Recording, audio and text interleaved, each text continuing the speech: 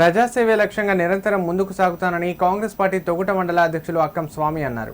సిద్దిపేట జిల్లా తొగుట మండలం గణపూర్ గ్రామంలోని హమాలీ కార్మికులకు వారి వివాహ వార్షికోత్సవం సందర్భంగా డ్రెస్ కోడ్తో కూడిన దుస్తులు అందజేశారు.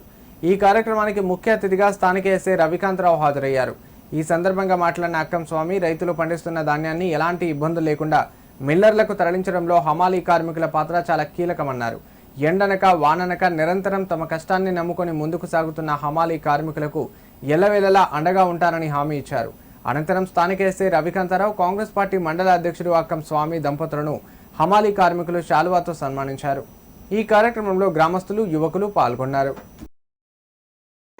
మున్ముందు కూడా రైతులకు వాళ్ళు ఎంతో సేవ చేసి గణపురం గ్రామం మంచి పేరు నిలబెట్టినందుకు వారందరికీ నా యొక్క హృదయపూర్వక నమస్కారాలు తెలియజేస్తున్నాను.